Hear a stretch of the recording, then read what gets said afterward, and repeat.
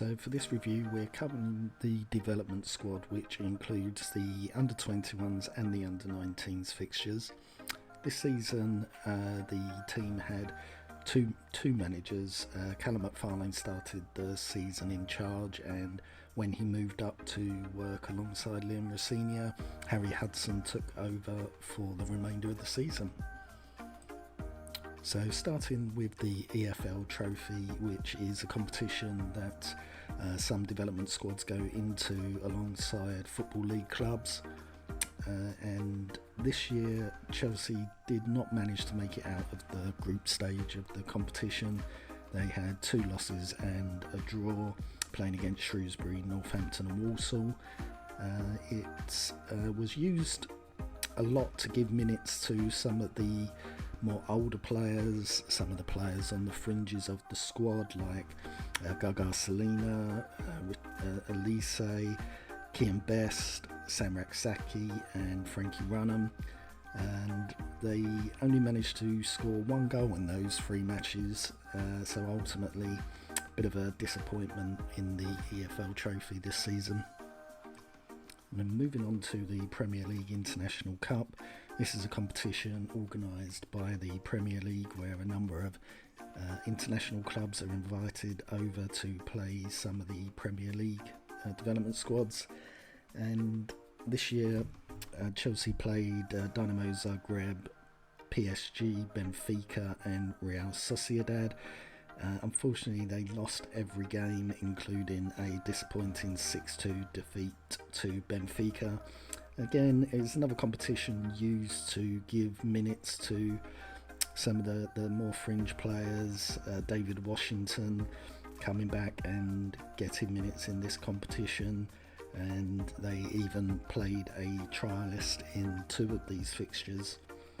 So these first 2 competitions were fairly disappointing, and it shows really that ultimately at the start of the season some of the squad planning wasn't the best, and having to give minutes to players who should have had different futures planned out for them maybe, and not really getting to play our strongest lineups. Looking now at the UEFA Youth League, which is an under-19s competition.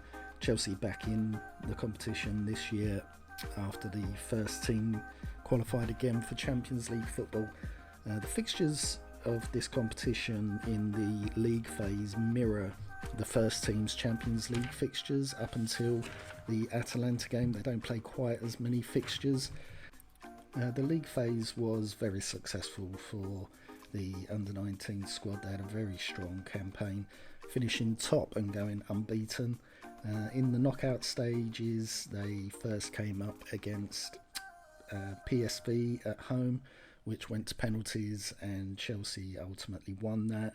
And finally they got knocked out by Real Madrid away from home, a 1-0 defeat, which really they would feel that it's quite a disappointing way to end after such a strong league phase, and I think a lot of people would feel that maybe they could have gone further than they did in this competition. Finally, now looking at PL2, which is the regular league season for the under-21s.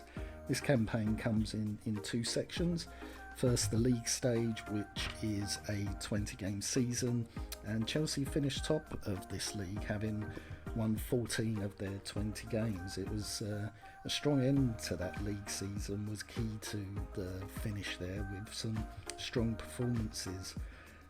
The knockout stages really mirrored what happened in the UEFA Youth League, with a tight win over Middlesbrough at home, and then ultimately getting knocked out again at home by Spurs, which was quite a disappointing way to end the development squad season.